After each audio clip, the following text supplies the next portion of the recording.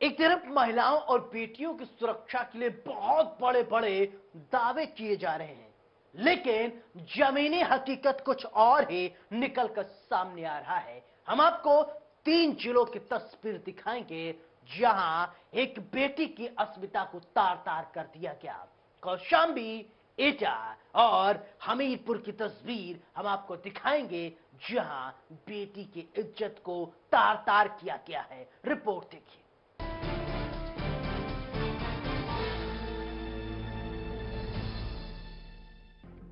महिलाओं और बेटियों पर पड़ता अपराध, कैसे लगेगी अपराध पर लगाम?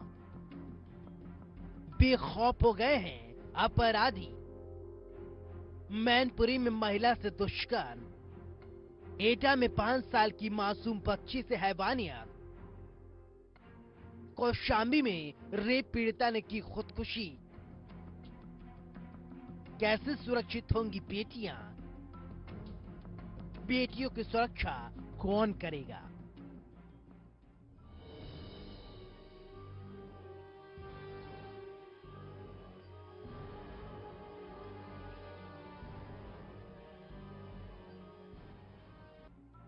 एक तरफ महिलाओं और बेटियों की सुरक्षा के लिए लगातार कोशिश की जा रही है, दूसरी तरफ महिलाओं पर हो रहे अत्याचार के मामले कम होने के नाम ही नहीं ले रहे हैं।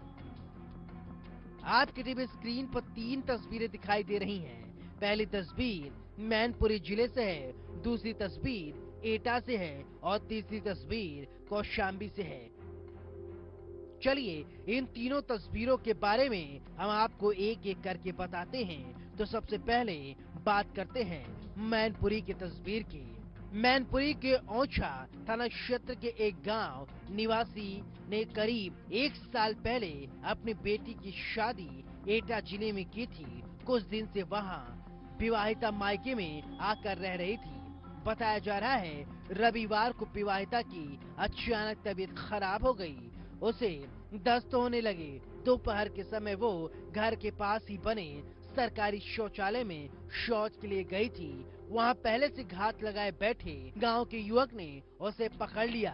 आरोप है कि शौचालय में युवक ने विवाहिता से दुष्कर्म की वारदात को अंजाम दिया। महिला के शोर मचाने पर लोगों ने आरोपी को पकड़ लिया। घटना के समय महिला के परिजन खेत पर थे।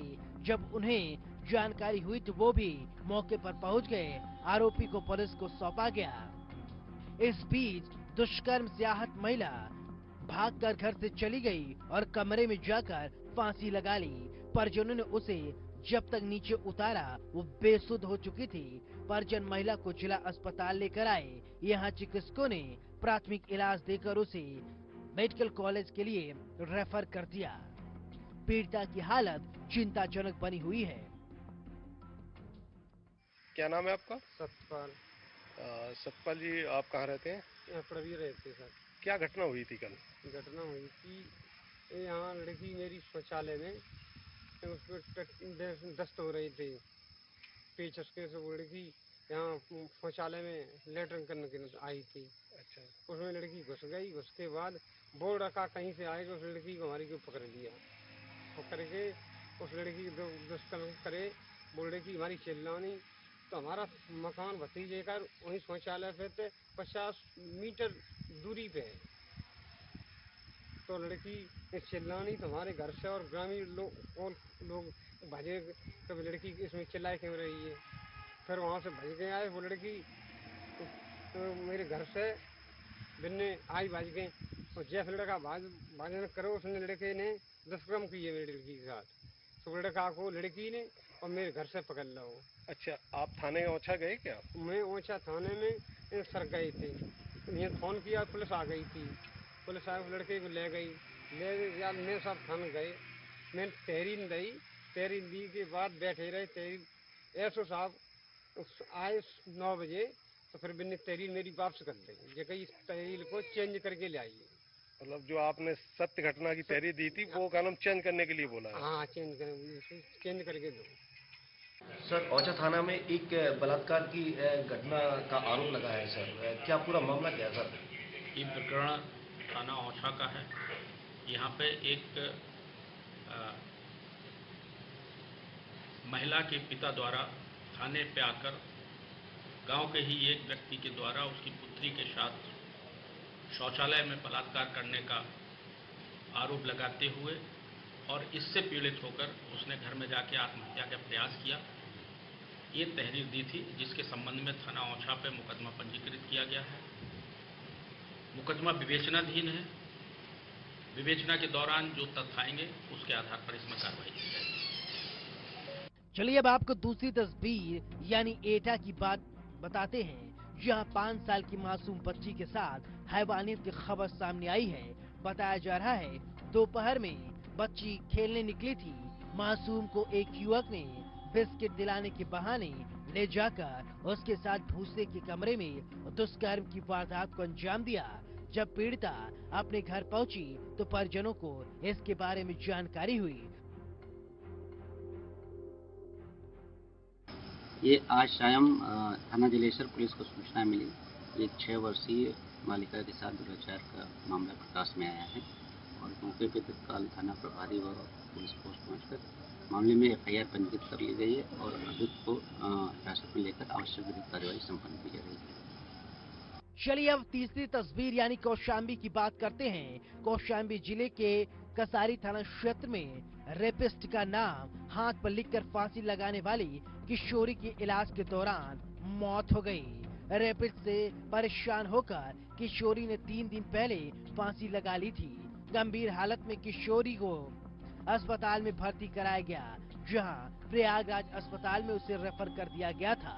फांसी लगाने से पहले किशोरी ने हाथ पर पेन से अपनी मौत के जिम्मेदार का नाम लिखा था। किशोरी के परिजनों ने थाने में तहरीर देकर वीडियो बनाकर ब्लैकमेलिंग कर आए दिन रेप की वारदात को अंजाम देता था, जिसके बाद पुलिस ने संबंधित धाराओं में मुकदमा दर्ज कर युवक को गिरफ्तार कर जेल भेज दिया था। एक लड़की ने फांसी लगाई, उसकी इलाज में प्रयाग में मौत हुई, क्या है मामला पूरा? ये दिनांक 4/6/2022 को थाना करारी क्षेत्र में सूचना मिली थी कि पिंडा गांव में एक लड़की ने आत्महत्या का प्रयास किया है और फांसी लगा के आत्महत्या का प्रयास किया। इसी से घर वालों को जानकारी मिली थी। घर वालों के द्वारा उसको बचाने का प्रयास किया गया और उसको तत्काल SRM हॉस्पिटल के लिए रेफर किया गया। वहाँ पर इसका इलाज रखी हुई। पुलिस ने सूचना को संज्ञान करते हुए तत्काल इसमें मुकदमा पंजीकृत किया गया, जिसमें 376, 506 IPC और 5/6 पोक्सो एक्ट में इसमें मुकदमा पंजीकृत किया गया था। जो मंजी में इसको गिरफ्तार करके इसको जेल भेजा गया है। और आज सूचना मिली है कि जो लड़की को इलाज के दौरान उसकी आज मृत्यु हो गई है, तो इसमें घर वालों से इसकी जानकारी की जा रही है और जो पोस्टमार्टम है उसके बाद में आगे इसको धारा तरमीम करके उसमें आगे कार्रवाई की जाएगी। इसमें ये भी जानकारी मिली थी कि जो लड़की है उसने अपने हाथ में कुछ सुसाइड नोट लिखा था। इसी के आधार पर जो मुलजिम उसकी गिरफ्तारी की गई है। और ये भी जानकारी मिली कि इनके बीच में करीब 2 साल से प्रेम संबंध था और जो लड़की है वो भी मतलब ये दोनों एक ही संप्रदाय के हैं। ये जानकारी मिलने के बाद में पुलिस ने इसमें एक्शन लिया है और इसमें कार्रवाई की। इस वारदात के बाद सवाल खड़ा होता है, आखिरकार प्रदेश में बेटियां कब सुरक्षित होंगी?